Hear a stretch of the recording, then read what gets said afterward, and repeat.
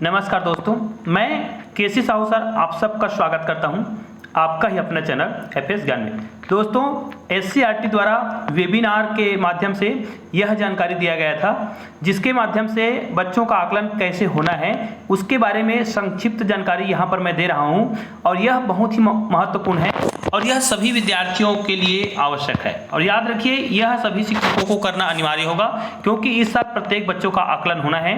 तो आज के वीडियो में हम आकलन से संबंधित कुछ दिशा निर्देश के बारे में ही जानेंगे जो एससीईआरटी द्वारा निर्देशित है। तो दोस्तों, इसको आप देख सकते हैं, पहला लिखा है कक्षा पहली से 8वीं तक के बारे में इसमें आकलन होना है सत्र 2021-22 के लिए। सबसे पहले लिखा है आकलन की प्रक्रिया से आप सभी परिचित हैं। इस वर्ष आकलन प्रक्रिया में आंशिक बदलाव किया गया है।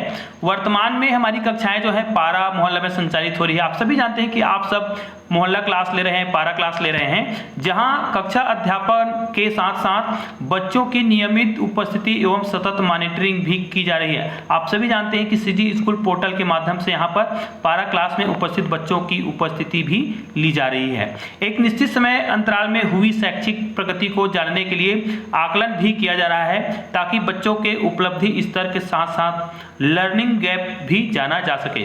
तो दोस्तों, आप सभी जानते हैं कि आकलन की प्रक्रिया में और क्या क्या महत्वपूर्ण चीजें हैं उसको हम आज के वीडियो में देखेंगे। तो इस वीडियो को आप पूरा देखिएगा, बहुत ही महत्वपूर्ण वीडियो है और आप ये भी जानते हैं कि ये सभी विद्यार्थियों के लिए और साथ ही साथ सभी शिक्षकों के लिए भी बहुत ही महत्वपूर्ण है। आइए अगले पेज को देखते हैं। यहां पर देखिए, सत्र 2021-22 में किए जाने वाले आकलन की विशेषता, यहां पर कुछ विशेषता दिए गए हैं। इन विशेषताओं को आप पढ़िए और उसके आधार पर ही आपको क्या करना है, कार्य करने हैं। सबसे पहले आकलन हेतु सैंपल पेपर परिषद द्वारा तैयार किया जाएगा। मतलब यहां पर परिषद के माध्यम से आपको पेपर तैयार करके दिया जाएगा, जिसके आधार पर शिक्षक स्वयं प्रश्न पत्र बना सकते हैं। मतलब या तो उसी पैटर्न के आधार पर आप अन्य प्रश्न बना सकते हैं या फिर जो पेपर दिया रहेगा उसी पेपर को भी आप क्या कर सकते हैं, उपयोग कर सकते हैं।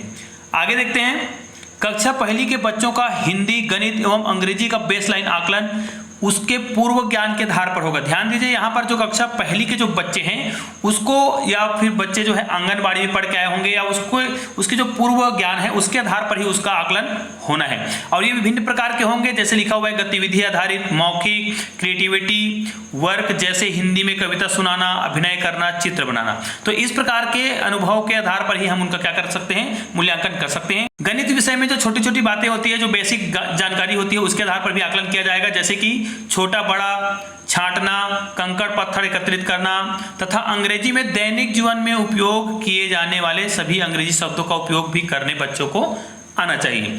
इस प्रकार देखिए, आगे इस प्रकार के कार्यों का मूल्यांकन भी होगा।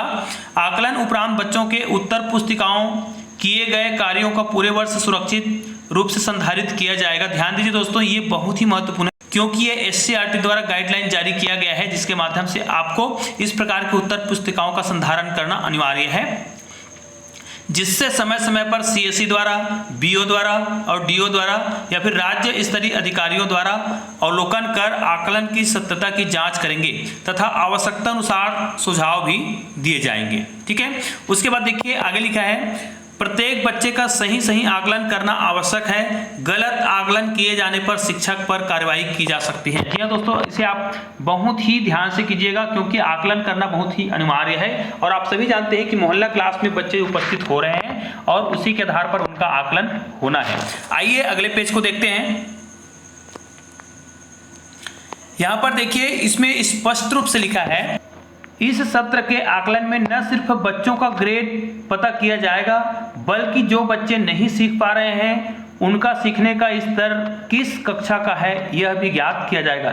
जी हाँ दोस्तों, अगर कोई बच्चा जिस क्लास में है यदि उसका उपलब्धि स्तर उस क्लास के लायक नहीं है, मतलब उसका जो ज्ञान है वो निचले क्लास के बराबर है या फिर उससे भी निचले क्लास के बराबर है, तो इसका हमें आकलन करना अनिवार्य है। याद रखिए, क्योंकि आप सभी जानते हैं कि अभी ऑनलाइन और मोहल्ला क्लास के माध्यम से ही पढ़ाई हो रहा है, तो निश्चित रूप से बच्चों की जो उपलब्धि स्तर को आपको मूल्यांकन करना अनिवार्य होगा। यहाँ पर देखिए स्पष्ट रूप से लिखा हुआ है, उदाहरण के लिए यदि किसी बच्चे को कक्षा 7वीं में ए ग्रेड प्राप्त होता है, मतलब मान लीजिए कोई बच्चा कक्षा 7वीं में इस साल है और पिछले साल उसने क्या किया है, ऑनलाइन या फिर ऑफलाइन क्लास में पढ़ाई करके ये जो ग्रेड प्राप्त किया है, तो हमें क्या करना है, उसका आकलन करना है। अब यदि वो ई ग्रेड प्राप्त पाता है तो हमें क्या करना पड़ेगा, उसको शिक्षक लिखा है, देखिए शिक्षक बच्चे को उससे निचली कक्षा मतलब 6वीं में जो जानकारियां हैं, जो अनुभव है, उसके आधार पर उसका क्या करेंगे, आकलन करेंगे। याद रखिए यहाँ पर 6वीं लिखा है, उसके बाद ये डायरेक्ट तीसरी लिख गया है, मतलब आप याद रखिए 6वीं के बाद आप उसको 5वीं कक्षा का स्तर का भी आकलन करेंगे। अगर 5वीं तक का आकलन तो उसको 4वीं तक का करेंगे। इसी प्रकार आपको उसका आकलन करते जाना है। और यदि प्रत्येक कक्षा में वो ई ग्रेड प्राप्त करते जाता है तो आप उसे निचले स्तर तक लेते जाएंगे।